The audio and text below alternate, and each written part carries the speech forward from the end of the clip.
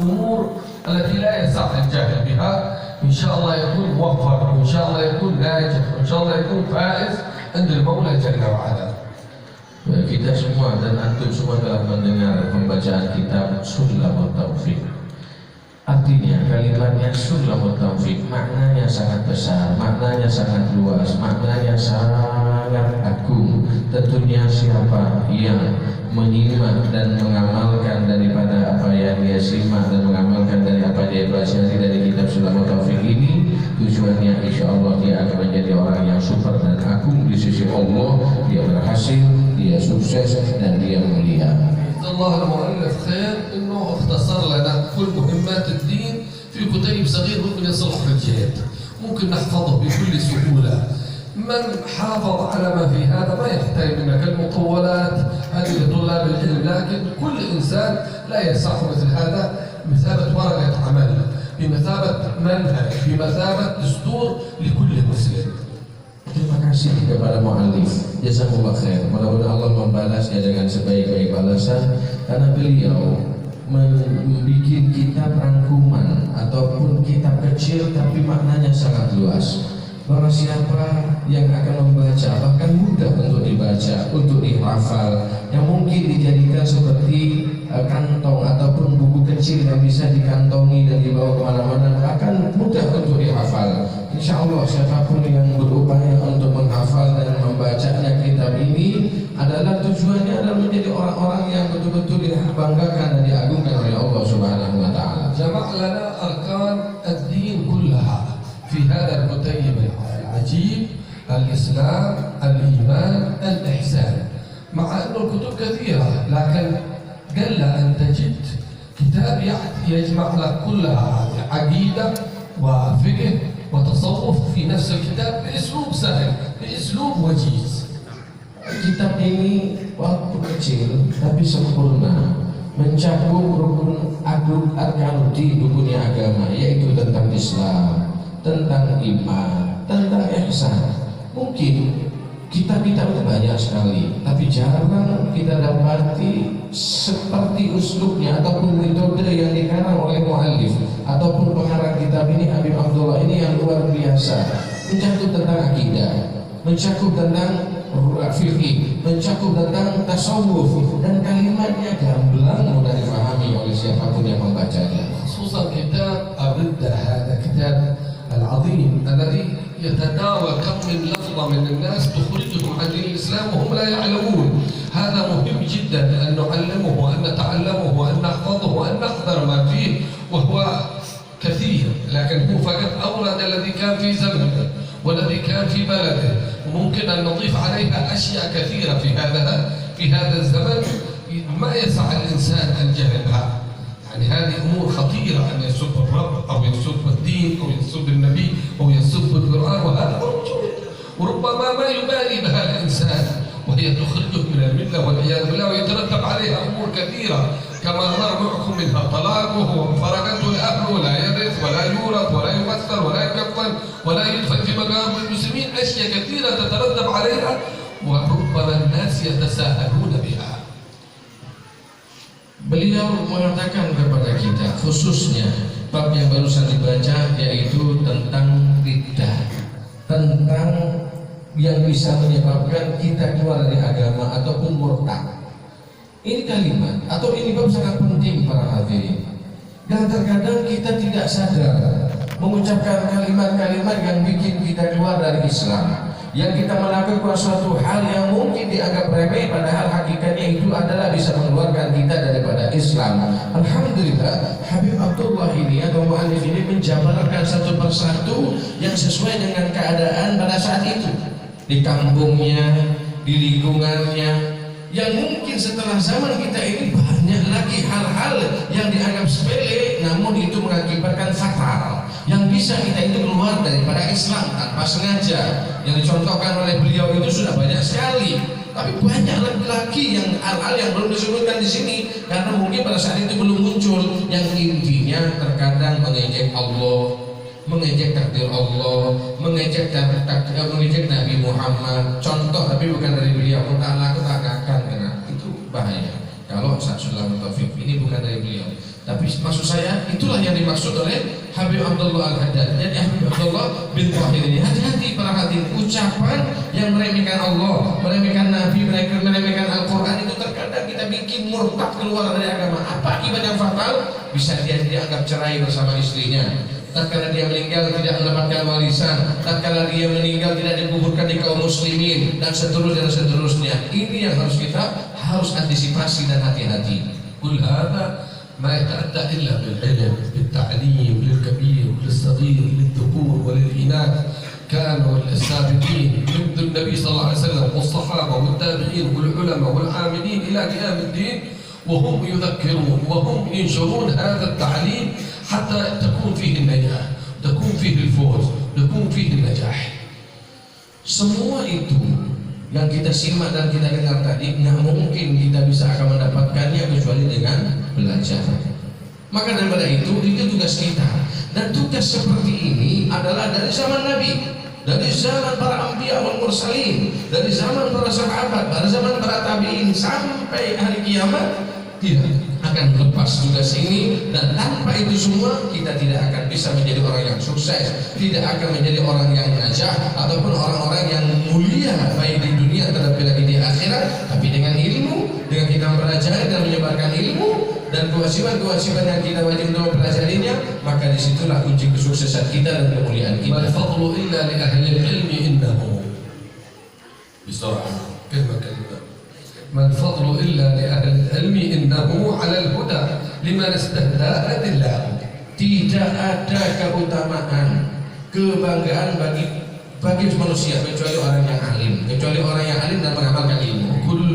وفضل كل امرئ ما كان يحسنه والجاهلون لأهل العلم أعداء. Dan ilmu itu tidak cukup hanya ilmu tapi diamalkan. Tapi diamalkan dengan ilmu maka sehingga jadi mulia. Dan orang yang bodoh itu akan menjadi musuh bagi dirinya sendiri. ففز بعلم تعيش حيا به أبدا الناس موتى وأهل العلم أحياء. Carilah ilmu, pelajarilah ilmu, maka kau menjadi orang yang hebat, kau menjadi orang yang sukses. Manusia mati, ucapanmu dan penyebutanmu tetap hidup langgeng hari الحياة hayat. الحقيقية هي حياة العلم. Hakikat kehidupan adalah hidup dengan ilmu. والموت الحقيقي هو موت العلم. Mati yang hakikat, yang benar-benar mati adalah orang yang tidak memiliki ilmu. وفي الجهل قبل الموت موت لأهله فأجسادهم قبل القبور قبور. Orang yang bodoh atau tidak memiliki ilmu itu sebelum jasadnya mati, dia sudah sebenarnya mati duluan. Karena dia memasuki kuburan sebelum masuk ke kuburan. من أراد الدنيا فعليه بالعلم. Orang yang kepengen mendapatkan barokahnya dunia wajib punya من ilmu. أراد الآخرة فعليه Dan بالعلم. yang kepengen akhirat wajib punya من ilmu. أرادهما بالعلم فعليه بالعلم. Tapi juga yang mengharapkan keduanya juga wajib punya ilmu. العلم يرفع بيوتا لا أساس لها والجهل يهدم بيت العز والشرف.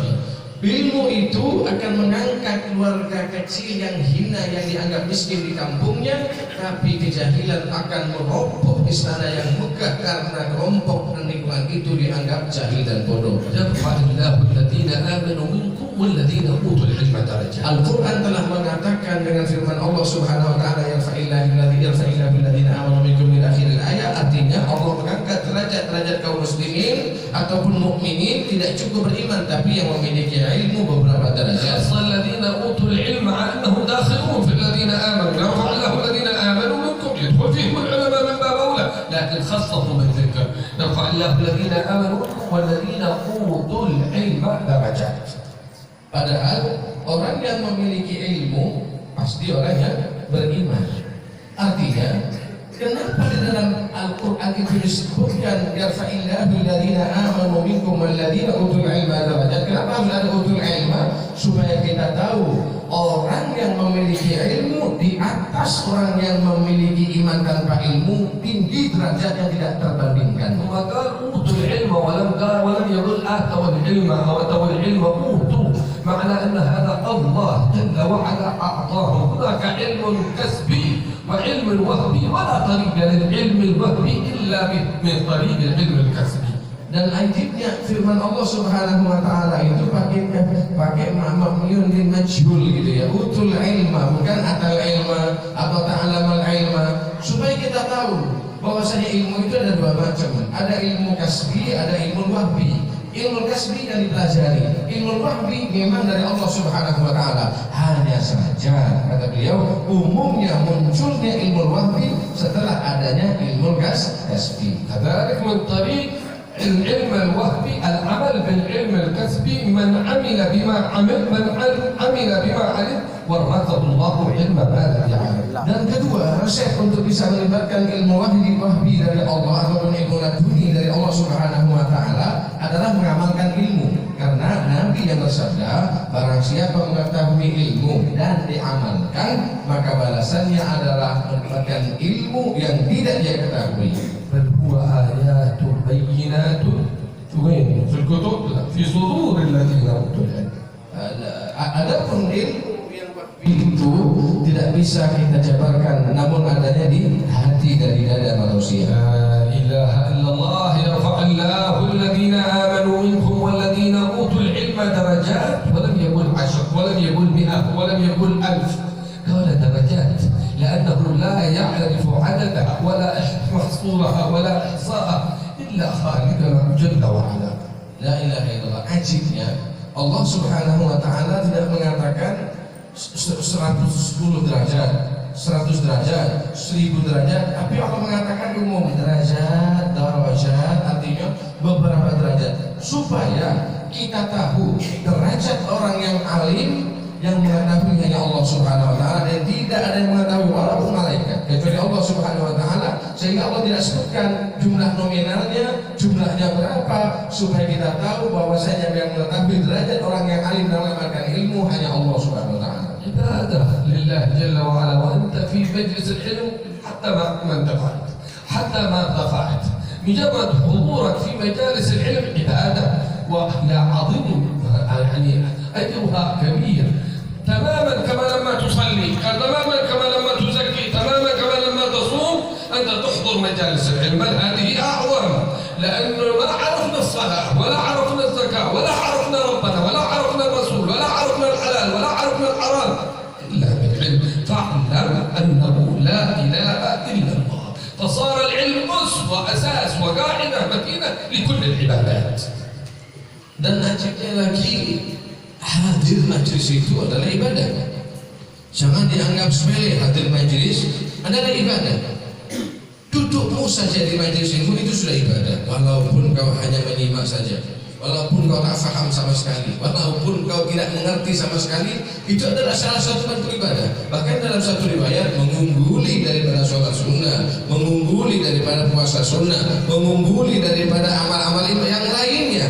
Ini saking pentingnya menghadiri majelis taklim atau majelis ilmu. Kenapa? Karena ibadahmu bisa lurus sebab ilmu, dan ilmu itu bisa didapatkan tatkala engkau belajar, dan termasuk wasilah untuk belajar adalah di tempat-tempat majelis ilmu.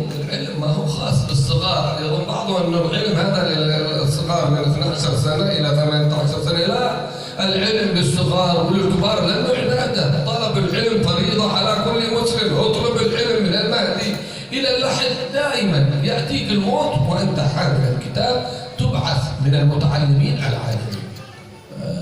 Kita kadang salah kaprah, salah persepsi. Kenapa kita anggap menuntut ilmu itu hanya bagi mereka pelajar-pelajar 12 tahun, 10 tahun. Kita seakan-akan sudah tua, sudah lepas dari kewajiban menuntut ilmu. Tidak. Menuntut ilmu itu wajib dari sejak kita hidup sampai kita mati. Maka jangan putus menuntut ilmu. Hanya mungkin tata caranya yang berbeda. Kalau santri mungkin tempatnya khusus, kita hadir majelis ilmu. Kata beliau, upayakanlah tatkala hadir ilmu itu bawa kitab. Di tanganmu adalah kitab, sehingga niatmu menuntut ilmu sampai kau mati. Tatkala kita mati dan meninggal dunia dalam kondisi niat dan menuntut ilmu, maka kita dianggap mati syahid dan agung di sisi Allah Subhanahu wa taala. أعظم من الشهداء يوم القيامة يوزن مداد العلماء ودم الشهداء فيغلب مداد العلماء على دم الشهداء. يقال يعني للشهيد يشفع في 70 مثلا من أهل بيته، والعالم هذا يشفع في يشفع في ناس كثير ليسوا في أهل بيته، لأنه نفعه متعدي، ليس نفعه خاص بنفسه ولكن نفعه متعدي. العالم هذا يشفع في أمة كاملة. Bahkan kata beliau, afdal daripada mati syahid. Menjadi orang alim itu lebih afdal daripada orang yang meninggal di dalam keadaan syahid. Kalau kita dengar orang yang mati syahid bisa memberikan syafaat 70 orang dari keluarga dan pengikut-pengikutnya atau pencintanya, ini yang meninggal syahid, orang alim, ulama. Lebih daripada itu dan tidak akan terhitungkan. Bahkan kata beliau bisa bersyafaat satu kampung, bisa bersyafaat kepada murid-muridnya, bisa bersyafaat kepada umat, kepada lingkungannya yang besar. Kalau ulama, itulah kehebatan ulama. Maka di akhirat nanti akan ditimbang al-midad ulama, tintanya ulama dengan darahnya orang yang mati syahid, maka tarjah ataupun lebih unggul tintanya ulama dibandingkan darahnya orang yang mati syahid. منه ما هو فرضي مثل ما هو في كتاب شرع التوفيق، ما يسع أحد الجهل. كل صغير كل كبير ذكر أنثى الناس كلهم مفروض عليهم أن يعرفوا مثل ما في هذا الكتاب. Apalagi yang ada dalam kitab Syarah Taufik ini, kitab yang memang wajib untuk dipelajari laki-laki perempuan. Maka kata beliau bukan sekedar wajib saja, fardu ain. Fardu ain belajar kita insyaallah. Majlis kita setelah sabina kita baca Syarah Taufik insyaallah, nanti minta izin. Ini wajib untuk laki-laki dan perempuan. هناك ما هو فرض كفائي كطلبة العلم هذا يتركوه في الكتب وفي فيما بعد هذا. فوق ما هو فوق الفرض الكفائي هناك فروض أخرى، مسألة مرتبة الاجتهاد، مسألة الفتوى وغيرها. أنت ما عليك إلا أن تحسن أولا هذا، أما طلبة العلم عليك أن يتوسعوا في هذا العلم. Adapun santri tentunya akan lebih luas lagi karena mereka akan naik ke derajat mempelajari ilmu yang sifatnya fardu kifayah. Tapi kalau yang ada di sini ada ini hukumnya fardu ain karena memang wajib bagi semua orang yang mukallaf. Tapi kalau santri akan ditambah tentang bab fadilah, tentang bab ijtihad dan seterusnya, itu mereka hukumnya fardu kifayah. Tapi kalau kita minimal dia mempelajari yang ada di sini. يقول حبيب عبد الله بن حسين بالظاهر يا تاركا للمدارس ليس هذا حسن. مجالس العلم ما تترك وفيها من مجالس العلم حوت من كل فضل وفن، شيء في البخاري وفي مسلم وشيء في السنن. ثم يقول حضور مجلس علم خير من 1000 أن تدودهم أو تشيعهم وأن ترك عنه. تحقيقا لقول الحبيب صلوات ربي وسلامه عليه، حضور مجلس علم خير من أن إيش؟ أن تشيع 1000 جنازة أو تركع 1000 ركعة أو تقود 1000 مريض، أو كما قال صلى الله عليه وصحبه وسلم مع الفضل الكبير في قضية حضور الجنائز وفي تشييع الجنائز وزيارة المريض وصلاة الليل، فضل كبير ما حد ينكره. لكن حضور مجلس علم خير من هذا كله. Pengarang kitab ini pernah berwasiat kepada orang yang hidup di sekelilingnya, jangan tinggalkan majelis. Pada saat itu di sana di majelis itu majelis taklim seperti kita. Jangan tinggalkan majelis taklim, jangan tinggalkan majelis ilmu. Orang yang meninggal majelis ilmu itu laisa biasa, enggak baik, jelek, nasibnya enggak benar, kata beliau. Kenapa? Karena di situ disebutkan tentang hadis Bukhari, disebutkan hadis Muslim, disebutkan ilmu-ilmu yang tidak dipelajari di tempat-tempat yang lain. Dan ketahuilah, kalian jangan meremehkan dari hadir majelis ilmu disebutkan lagi. Dan ini nasihatnya Habib Abdullah bin Husain bin Tahir kepada orang-orang yang sekelilingnya, misdakan di balik Nabi SAW ataupun mengambil hadis dari Nabi, mengambil dalil dari hadis Nabi Muhammad SAW. Hadir majelis ilmu itu lebih afdal daripada menghadiri jenazah 1000 jenazah, lebih afdal daripada menghadiri atau ziarah 1000 orang sakit, lebih afdal daripada tahajud, lebih afdal daripada mengaji di malam hari. Kenapa? Karena semua itu tercakup dalam menghadiri majelis ilmu. لا إله إلا الله في العلم عز في الدنيا وفي البرزخ ويوم القيامة. La ilaha illallah, kata beliau, ketahuilah ilmu itu bikin kita mulia di dunia, bikin kita mulia di barzakh, bikin kita mulia di akhirat. يحكي الحبيب عبد الله بن حسين الظاهر انه في احد من ال كثير في حضرموت شيء ما عنده لا زوجه ولا عنده ولد ولا عنده بيت، كبر في السن، ما حد يعني ينفق عليه. ما قال انا صح حتى لو سافر الى الهند هناك ان شاء الله بتحصل لك ايه؟ بتحصل لك عمل مستفاد. ما هو بالطائره في الايام هذه يسافرون على خشبه يدخلون او ما يصلون بعد شهور وقد ما يصل. فهذا وصل هناك يدور على عمل ما حد يشوفه شيء به، طيب ما يصلح لشيء، ما يشوفون لا لا يصلح لا للدين ولا للدنيا.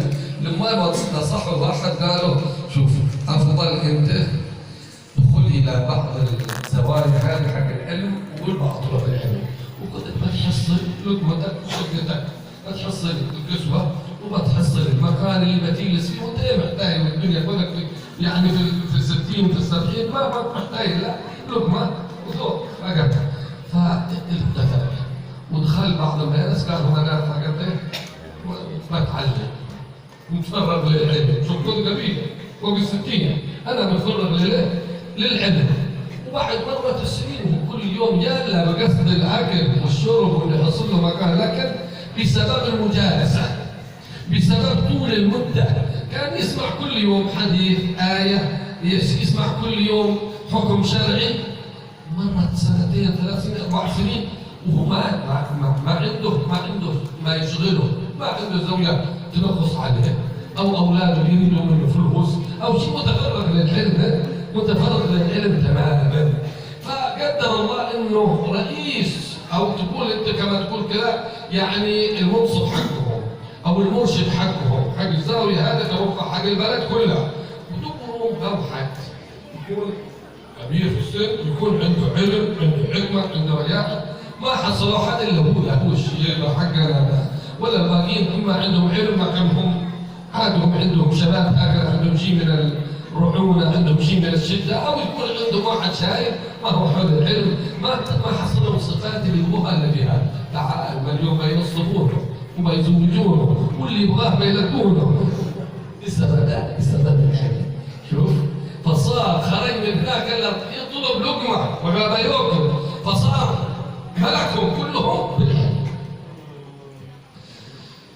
Al-Habib Abdullah bin Husain bin Tahir menceritakan kisah yang sangat luar biasa. Apa kisahnya? Dulu di Hadramaut itu ada salah satu orang yang sudah tua dari keturunan Bakathir, dari bangsa Bakathir, namanya Ismumen, mata Bakathir. Di sejarah tidak disebutkan namanya siapa, yang penting disebutkan Bakathir. Beliau itu umurnya 60 tahun, di atas 60 tahun, dan kemudian beliau izin sama keluarganya karena dia gak nikah. Umur 60 tahun tidak menikah, nggak kawin, nggak punya anak. Akhirnya dia pikir udahlah saya mau musafir saja, mau berangkat ke India. Dari Hadramaut berangkat ke India, daripada nganggur di kampung nggak ada kegiatan, istri nggak ada, anak nggak ada, keluarga juga begitu. Udahlah saya mau pergilah dari Hadramaut menuju ke India. Subhanallah, tujuannya untuk mencari kerja.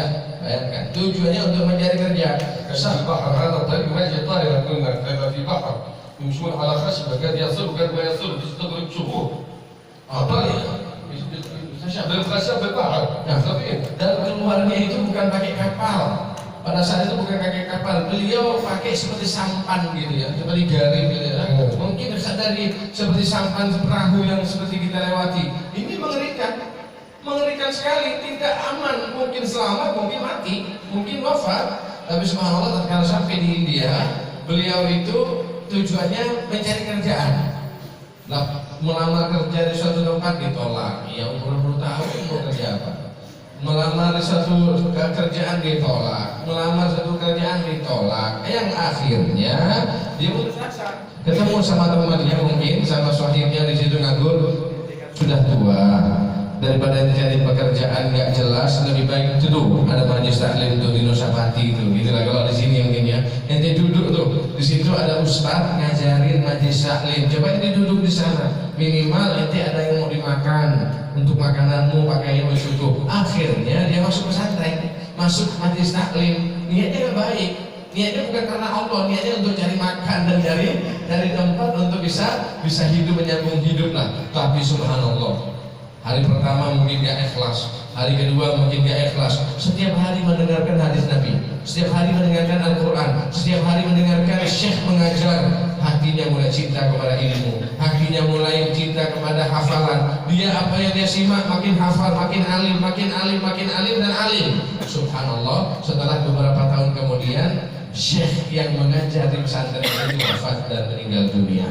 Bingung pengurus pesantren. siapa yang mau jadi pengurus ini? Sawaki mungkin tak bisa begitu ya. Mungkin akhirnya bingung dia. Subhanallah para hadirin, siapa yang akan dijadikan pengurus ataupun pengganti syekh ini? Kemudian mereka melihat yang pantas hanya yang satu orang ini diangkat menjadi guru pengganti syekh yang meninggal dunia. Bayangkan, setelah itu tampaklah ilmunya yang berkah dan kemudian dia mengajar, mendapatkan ilmu. Yang dulu sulit mencari istri, banyak wanita yang terpikat dan melamar. Yang dulu sulit untuk mencari pekerjaan, sekarang gampang mendapat saliman, gitu ya. Yang dulu sulit untuk mencari uang, sekarang jabatan ditawarkan. Kata beliau, semua itu tidak mustahil karena ilmu yang mengangkatnya. Dulu dia ditendang, sekarang dia disayang dan dianggap abang dan dianggap orang hebat karena sudah memiliki ilmu. يعني الإنسان أو ييأس يقول أنا كبير ما أحفظ. يقول عندنا لما شاب ودوه للكتاب، يعني لما كنت كبرت تقول اتعلم، هذا ما هو عندنا. أما في منهج العبادة أن تتعلم إلى أن حتى في الرمق الأخير من الكبر. الإمام الغفال يعني إمام في الفقه الشافعي بل يقول عنه في سير أعلام النبلاء الذهبي إنه إمام الدنيا. هذا القفال. ايه قصته القفال هذا؟ هو اللي يصلح المفاتيح، يصلح القفول، اسمه القفال. يصلح القفول، ما حوله لا عند العلم ولا عند معاهد ولا اي شيء. لما بلغ 40 سنه سبحان الله جاءت الرغبه وجاءت الهمه، راح يبغى يتعلم.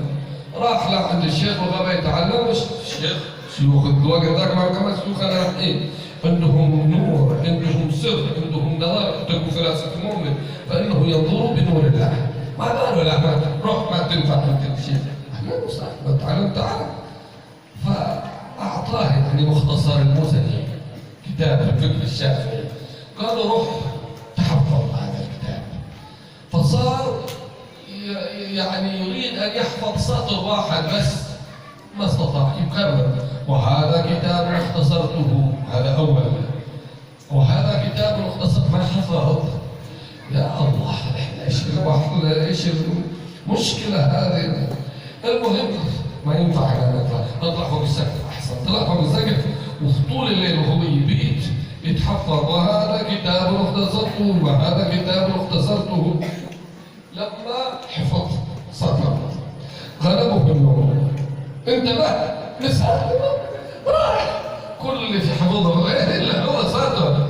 فراح الصبح عند شيخه وهو مستحيل هيك يقول الشيخ انا ما حفظت سطر.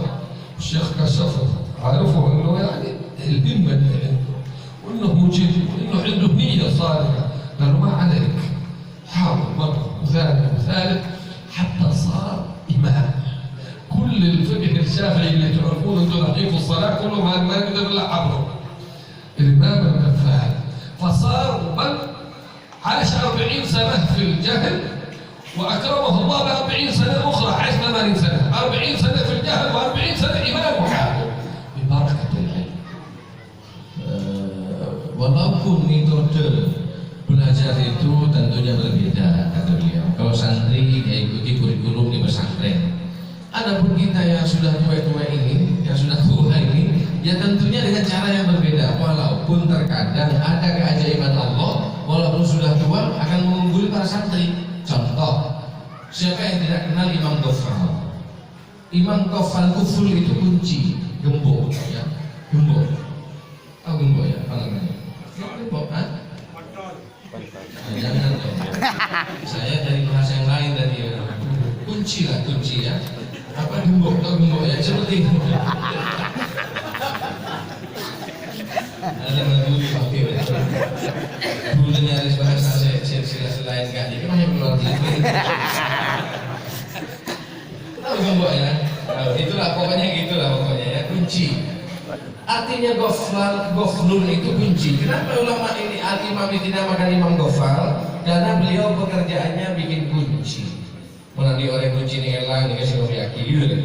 Kunci serap itulah kira-kira ya. Jadi pekerjaannya bikin kunci dan menuntut kunci dan bikin gembok. Akhirnya sampai umur 40 tahun karena dia berteman dengan orang alim, dia pengen menuntut ilmu. Umur berapa? 40 tahun. Bayangkan. Umur 40 tahun.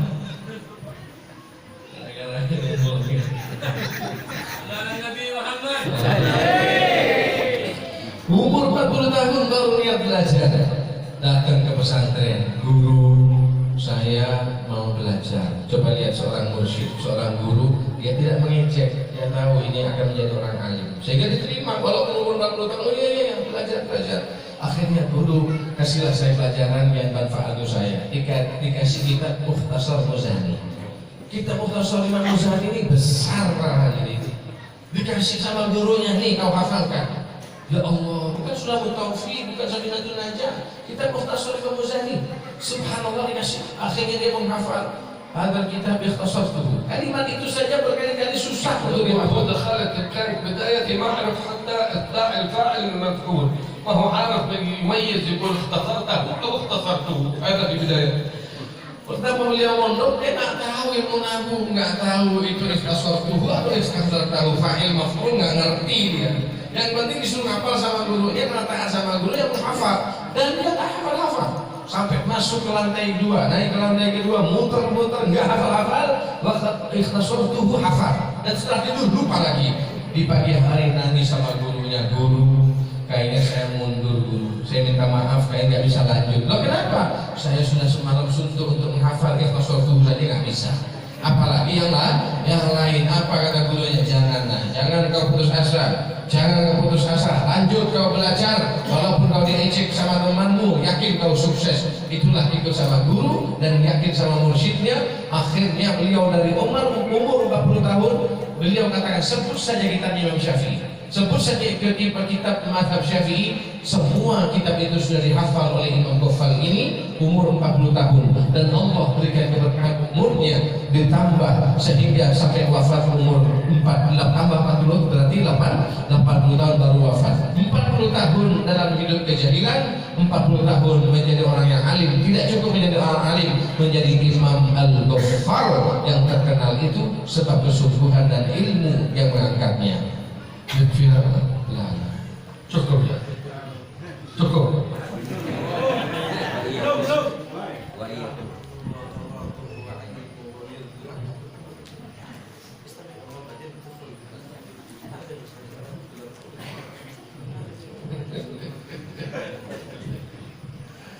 Lanjut.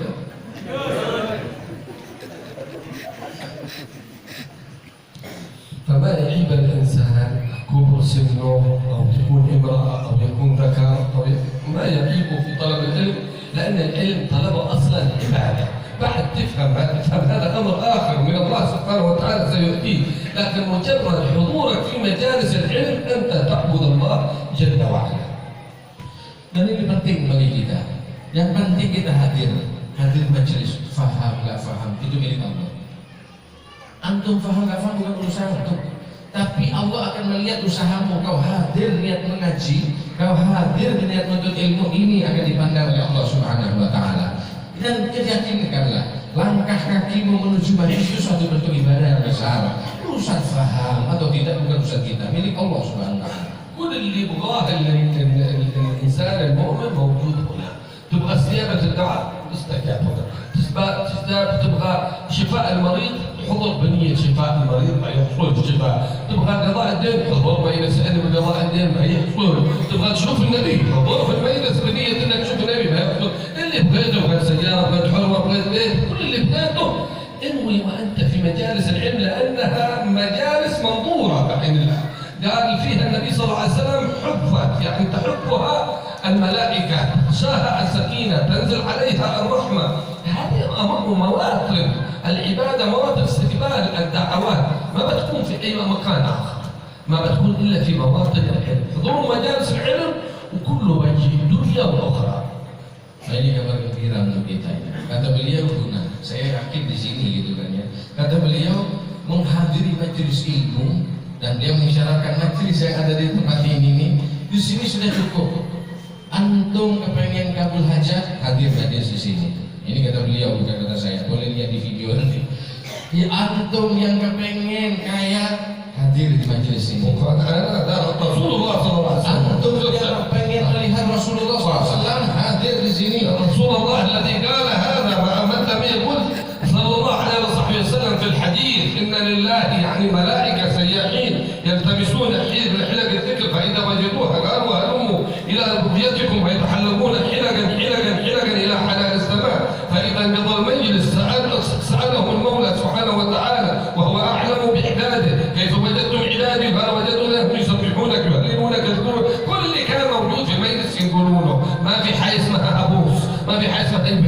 في اسماء الخبي كله يطلعونه الى المولى وهو اعلم، وما سالهم الا لاظهار شرف هذه المجالس، والا فهو اعلم ليه يسالهم المولى جل وعلا.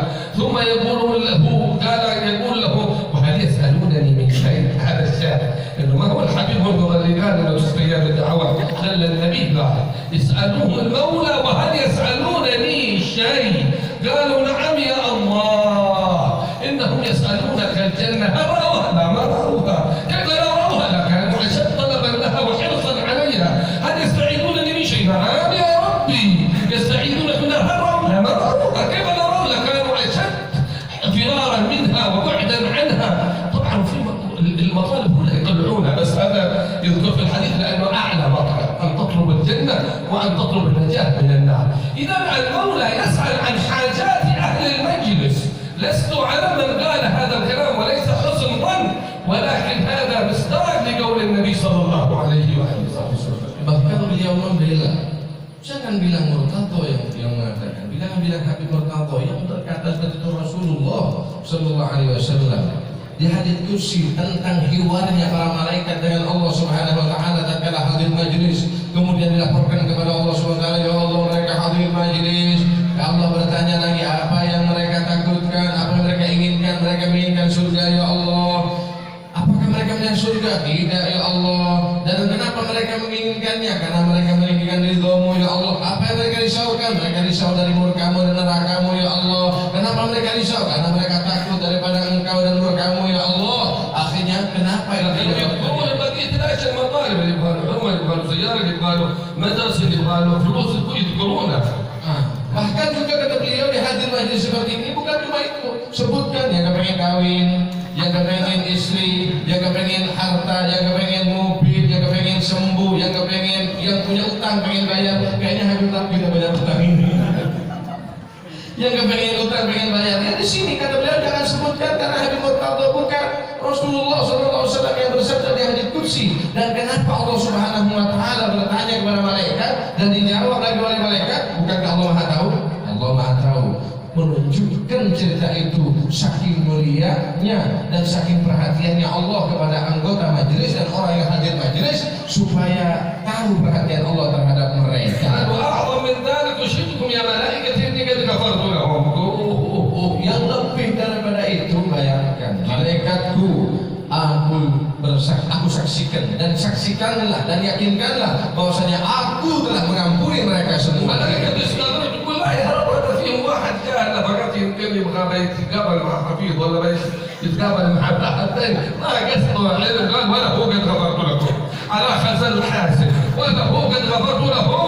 هم القوم لا يشكى بهم جليسهم حتى وإن كان ما قصده العلم كرم الله واسع. فكيف من يعكس بالعلم؟ Bahkan tidak cukup di situ para hadirin. Tatkala Allah berkenan atau Allah umumkan pengampunannya bagi anggota majelis, malaikat bilang ya Allah, tolong ya Allah, jangan ratakan pengampunanmu ada di antara mereka yang hadir hanya untuk mengkampanyekan nasihat Habib ya Allah. Itu. Karena supaya bisa di media sibuk dengan nasihat Habib. Tapi walaupun demikian kata Allah tidak, humul qaum la yashkabi dari suhum. Aku tidak akan peduli dengan mereka karena mereka sudah masuk dalam satu komunitas, mereka sudah masuk dalam satu majlis. Akan aku umumkan dan akan aku ampuni semua mereka dan akan aku angkat derajat mereka. Kata beliau ini yang niatnya baik. Apalagi yang niatnya baik betul-betul ikhlas karena menuntut ilmu, kita tidak tahu makomnya di sisi Allah seperti apa orang yang seperti itu. يذكرون عن الحبيب عبد القادر بن احمد السكاف كان يسوي روحه في بيته في جده، وكان يعني اغلب الناس هكذا انه يتفرغ اللي عنده ما عنده عمل ما عنده ذا يحضر. وفي يوم من الايام واحد من الشيوبه قال